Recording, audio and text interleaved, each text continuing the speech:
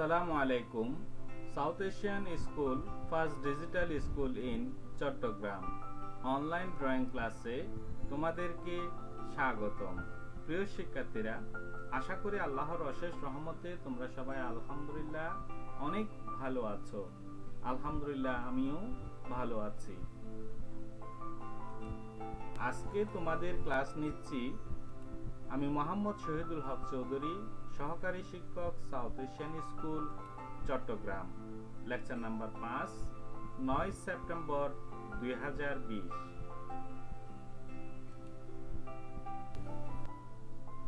পাঠ পরিচিতি, তৃতীয় শ্রেণী, বিষয় ড্রয়িং।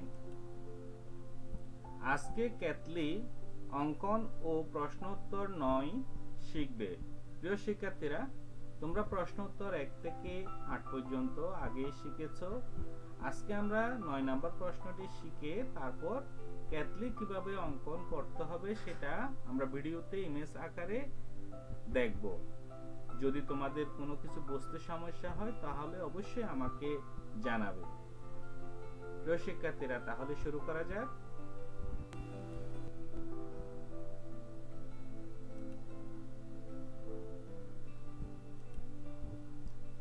9 নাম্বার প্রশ্ন, নকশা কি এবং কত প্রকার? উত্তর, কয়েকটি ফর্মকে সুন্দর করে সাজানোর পদ্ধতিকে নকশা বলে। নকশা 2 প্রকার, যথা প্রাকৃতিক নকশা ও জ্যামিতিক নকশা। প্রিয় শিক্ষার্থীরা, আশা করি তোমরা প্রশ্নটির উত্তর বুঝতে পেরেছো। আর যদি না বুঝে থাকো তাহলে আমি আর একটু ডিটেইলস বলার চেষ্টা করতেছি। মনোযোগ দিয়ে শুনো। প্রাকৃতিক নকশা হচ্ছে গাছপালা,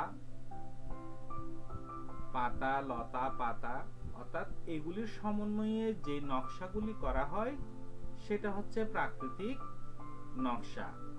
আর জ্যামিতিক নকশা হচ্ছে ত্রিভুজ, চতুর্ভুজ, বৃত্ত এগুলির সমন্বয়ে যখন কোনো কিছু সাজানো হয় অর্থাৎ কম্পোজিশন বলে সেটাকে, অর্থাৎ সাজানো, সেটাকে জ্যামিতিক নকশা বলে।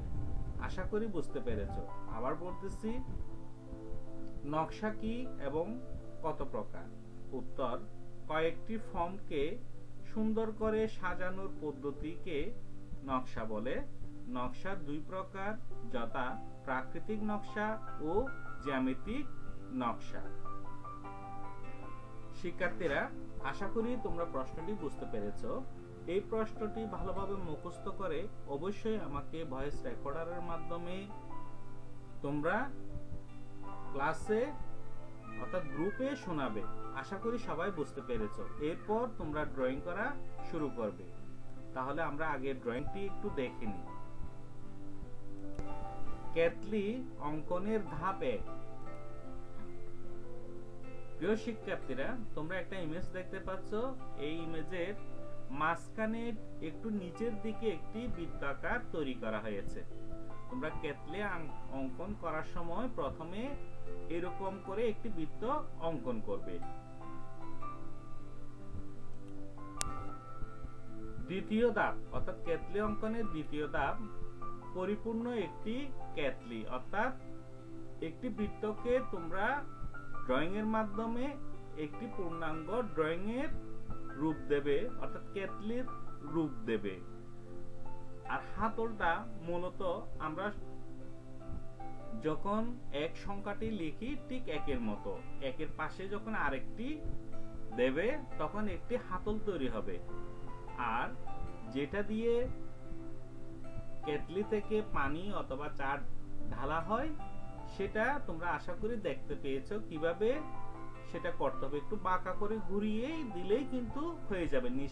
নিচের অংশটা একটু মোটা করবে আর উপরের দিকে একটু চিকন, অনেকটা দেখতে পাখির ঠোঁটের মতো। আর নিচের দিকে অর্ধবৃত্ত যদি করে দাও তাহলে নিচের অংশ আর উপরের ঢাকনাটা ঠিক বৃত্ত আকারে অর্ধবৃত্তের মতো করে দিলেই হবে এবং উপরে একটি গোল অর্ধবৃত্ত করে দেবে। আশা করি তোমরা বুঝতে পেরেছো।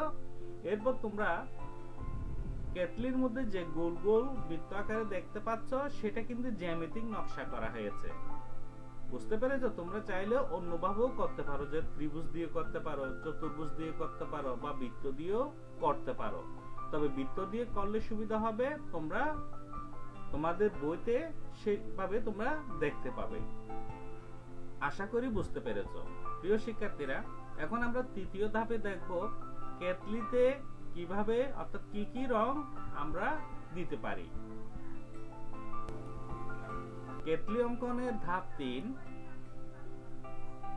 অর্থাৎ পরিপূর্ণ রং সহ একটি কেটলি। তাহলে আমরা এখানে কি কি রং ব্যবহার করেছি? প্রথমে আমরা ব্যবহার করেছি কালো রং, অর্থাৎ পেন্সিল দিয়ে যখন আঁকছি তখন সেটা কালো রঙেই আঁকছি। হ্যাঁ, তোমরা যখন রং শেষ করবে তখন আউটলাইন করার সময়ও ঠিক একইভাবে কালো রংটা ব্যবহার করতে হবে। এরপর আমরা রং দিয়েছি রেড কালার, অথবা তোমরা অরেঞ্জ কালারও দিতে পারো। এরপর আমরা রং ব্যবহার করেছি ব্লু কালার, অর্থাৎ নীল কালার। আশা করি সবাই বুঝতে পেরেছো। তোমরা এভাবেই রংগুলি করবে। প্রিয় শিক্ষার্থীরা, তাহলে দ্রুত প্রশ্নের উত্তরটি ক্লাসের সময় ভয়েস রেকর্ডারের মাধ্যমে শোনাবে এবং দ্রুত ড্রয়িং করে ইমেজ আকারে আমার কাছে পাঠিয়ে দেবে। প্রিয় শিক্ষার্থীরা, তাহলে তোমরা আজকে ডায়েরিটা একটু লিখে নাও। ডায়েরি লিখো, ড্র, কেটলি অঙ্কন ও প্রশ্ন উত্তর 9 শিখবে, SW করবে। আজকের মতো ভিডিও ক্লাস থেকে আমি বিদায় নিচ্ছি। তোমরা সবাই ভালো থাকবে, সুস্থ থাকবে এবং নিরাপদে থাকবে। তোমাদের সবাইকে ধন্যবাদ। আসসালামু আলাইকুম। আল্লাহ হাফিজ।